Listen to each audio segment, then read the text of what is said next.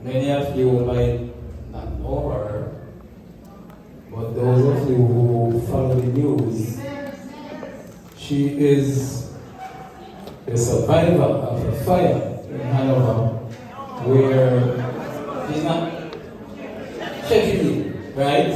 Where 2 died in the fire, 3 died, and she survived. I understand on the news as well that she has just recently returned from overseas where she did a lot of surgeries. Let us in our prayer that Lord will give her strength and that healing will take place.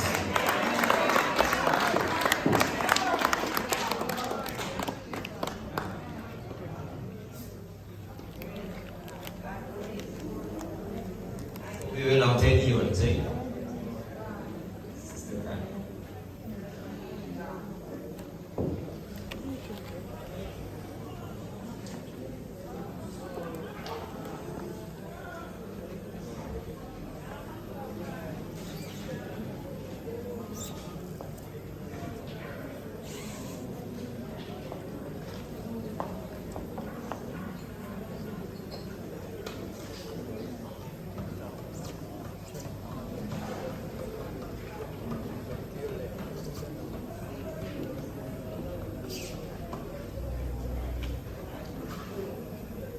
Pinky, I just want to say, God saved you for a reason, and you're blessed.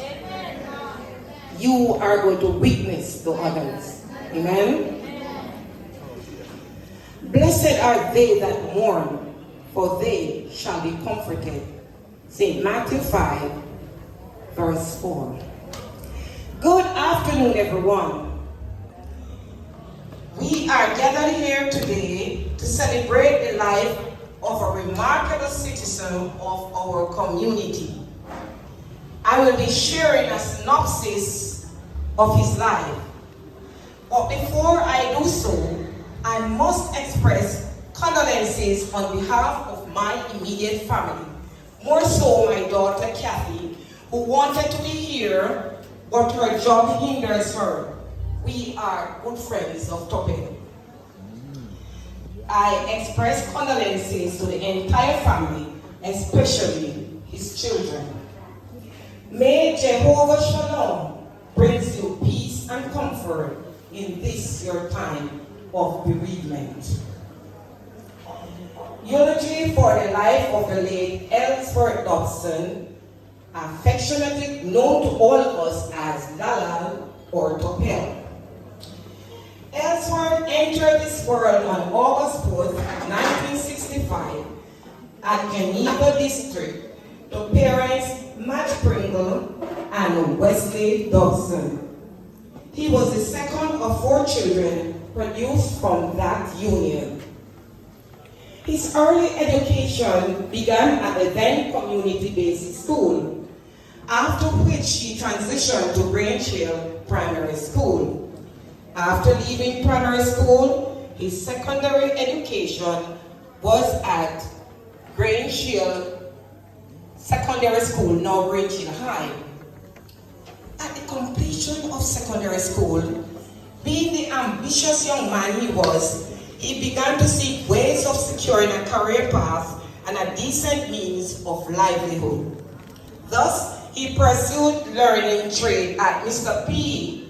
Sierra Owens Auto Body Shop. There he learned and practiced the skill for a while.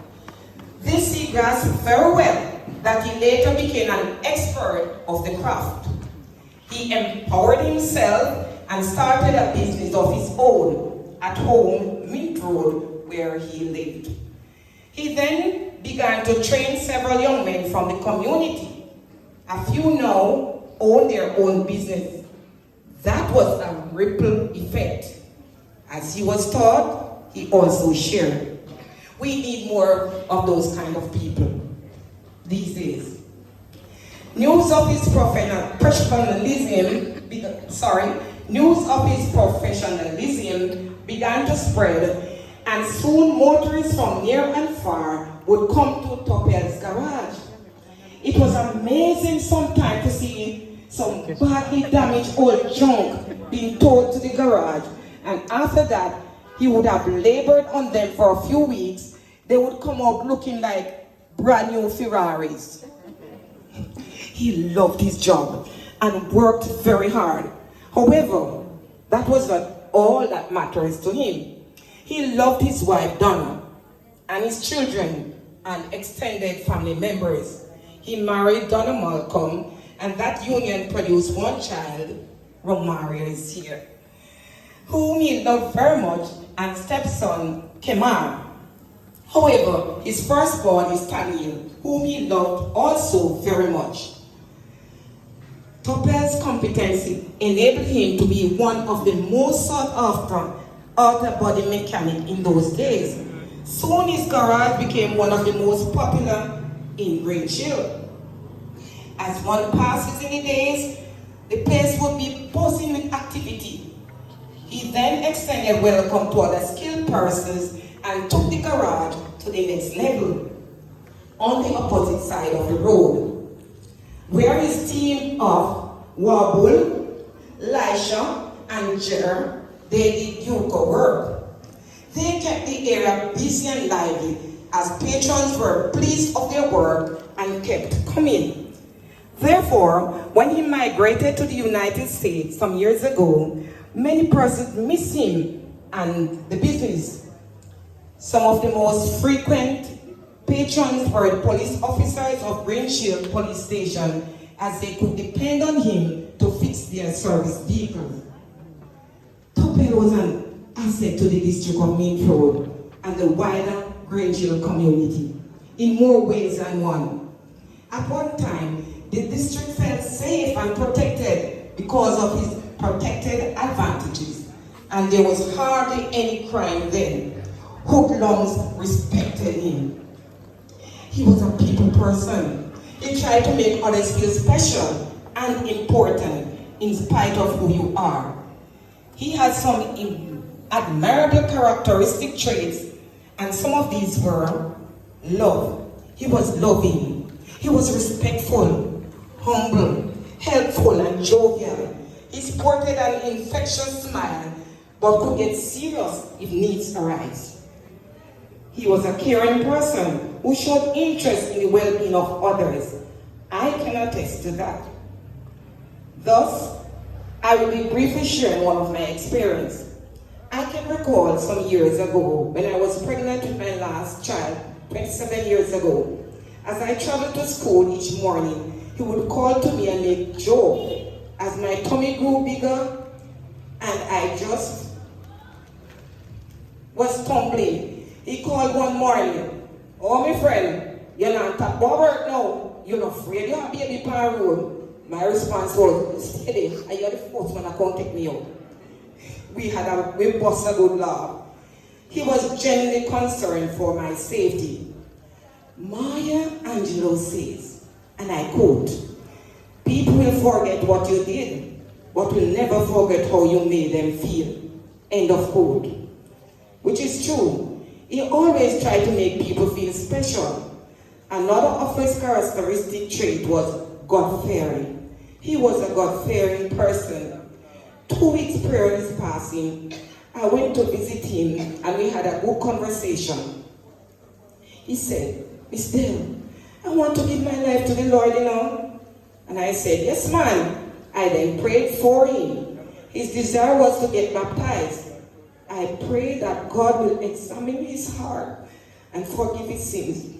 Man looks at the outward appearance and judge, but God looks at the heart. Allow me to tell all family members who are here today and that are unsaved to remember him.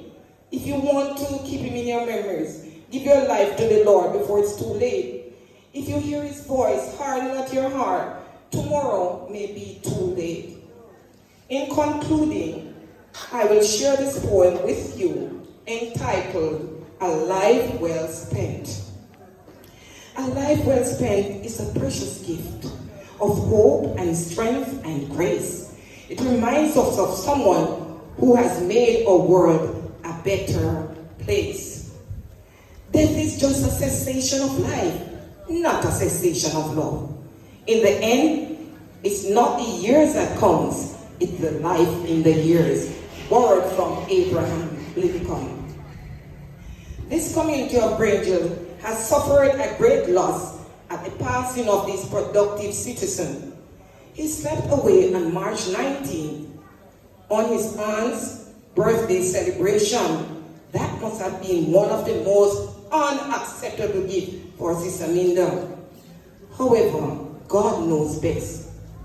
Left to mourn his passing are his mother Madge, his wife Donna, daughter Taniel, son Romario, stepson Kemar, 3 grandchildren, 2 sisters Andrea and Delia, 6 brothers, namely Dennis Stone, otherwise called Stricky, Aeon, otherwise called D, Adrian, Nicholas, Prescott, and Graham, aunts Aminda, Daphne, and Belita, Uncle Walter, several nieces, nephews, cousins, relatives, close friends and caregiver, and brother friend Sam Lawson. To you all I say, weeping may endure for a night, but joy cometh in the morning. May the good Lord bless you all. Sleep on, beloved, and take your rest. You shall be surely missed. Thank you.